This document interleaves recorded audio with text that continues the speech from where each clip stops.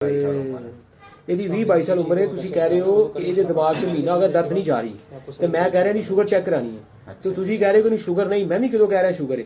ਮੈਂ ਕਹਿ ਰਿਹਾ ਸ਼ੂਗਰ ਚੈੱਕ ਕਰਵਾਣੀ, ਸ਼ੂਗਰ ਲੋ ਨਾ ਹੁੰਦੀ ਹੋਵੇ। ਇੱਥੇ ਹਰ ਦੂਜੇ ਚੌਥੇ ਪੰਜਵੇਂ 10ਵੇਂ ਮਰੀਜ਼ ਦੀ ਸ਼ੂਗਰ ਲੋ ਆ ਰਹੀ, ਸਾਲ ਦਾ 2-2 ਸਾਲ 10-10 ਸਾਲ ਤੋਂ ਹੋ ਰਹੀ। ਲੋਕਾਂ ਨੂੰ ਪਤਾ ਨਹੀਂ ਸਾਡੀ ਸ਼ੂਗਰ ਲੋ ਹੁੰਦੀ। ਔਰ ਸਿਰ ਦਰਦ ਸ਼ੂਗਰ ਲੋ ਤੋਂ ਹੋ ਰਿਹਾ, ਅਸੀਂ ਬੀਪੀ ਚੈੱਕ ਕਰਾਉਂਦੇ ਹੋ ਲੋ ਆਉਂਦਾ। ਬੀਪੀ ਦੀਆਂ ਦਵਾਈਆਂ ਖਾਈ ਜਾ ਰਹੇ ਆ, ਨਮਕੀਨ ਖਾਈ ਜਾ ਰਹੇ ਆ, ਦਵਾਈਆਂ ਖਾ ਕੇ ਥੱਕ ਗਏ ਆ। ਹੁਣੇ ਇੱਕ ਬੀਬੀ ਆਈ ਵਿਚਾਰੀ 2 ਸਾਲ ਹੋ ਗਈ, ਡਾਕਟਰ ਕੀ ਛੱਡਿਆ ਕੋਈ ਨਹੀਂ, ਕਹਿਣ ਤੋਂ ਬਰਾਦ ਤੇ ਉਹ ਮਸਲਾ ਕੀ ਜੀ ਸ਼ੂਗਰ ਲੋ ਦਾ ਉਹਨੂੰ ਅੱਜ ਤੱਕ ਕਿਸੇ ਦੱਸਿਆ ਹੀ ਨਹੀਂ। ਤੇ ਉਹਨੂੰ ਪੁੱਛਿਆ ਸ਼ੂਗਰ ਕਿੰਨੀ ਆਂਦੀ, ਕਹਿੰਦੀ 90-95 ਮਤਲਬ ਘੱਟ ਹੈ ਸ਼ੂਗਰ ਹੁੰਦੀ, 100 ਤੋਂ ਥੱਲੇ ਆ ਤਾਂ ਲੋ ਹੁੰਦੀ। ਉਹਨੂੰ ਮਿੱਠਾ ਜ਼ਿਆਦਾ ਖਵਾਉਣਾ ਤਾਂ ਕਿ ਉਹਦਾ ਸਿਰ ਦਰਦ ਠੀਕ ਹੋ ਜਾਏ। ਬਾਕੀ ਗੈਸ ਦਾ ਆਪੇ ਜੋ ਕੁਛ ਹੈਗਾ ਉਹਦੀ ਦਵਾਈ ਲਵੋ। ਅਗਰ ਗੈਸ ਇਹਨੂੰ ਜਾਂਦੀ ਹੋ ਨਹੀਂ ਜਾਏਗੀ ਤਾਂ ਵੀ ਸਿਰ ਦਰਦ ਠੀਕ ਹੋ ਜਾਏ। ਉਹ ਤਾਂ ਗੈਸ ਦਾ ਹੀ ਮਸਲਾ ਆ ਜਾਂਦਾ। ਲੇਕਿਨ ਸ਼ੂਗਰ ਚੈੱਕ ਕਰਵਾਣੀ, ਲਾਪਰਵਾਹੀ ਨਹੀਂ ਕਰਨੀ। ਉਹਦੇ ਵਾਸਤੇ ਸਾਈਡ ਦੇ ਦਈਏ ਨਾਲ, ਹਾਂਜੀ ਦਵਾਈ दईए ਉਹਦੇ ਵਾਸਤੇ ਵੀ ਨਾਲ।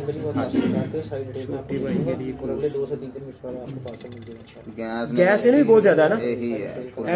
S8 ਦੇ ਦੇਣਾ ਜੀ ਇੱਕ ਛੋਟੇ ਵਾਸਤੇ, ਮਾੜਾ ਜਿਹਾ ਕੰਮ ਕੀਤਾ ਤੇ ਬਸ ਉਹਨੂੰ ਵੀ ਸੇਮ ਇਹੀ ਦਵਾਈ ਇਹੀ ਖੁਰਾਕਾਂ ਖਵਾਉਣੀਆਂ ਨੇ। ਬਾਕੀ ਰਾਬਤੇ 'ਚ ਰਹਿਣਾ, ਅੱਲਾ ਕਰਮ ਕਰੇਗਾ ਮਸਲਾ ਹੱਲ ਹੋ ਜਾਏਗਾ ਇਨਸ਼ਾਅੱਲਾ।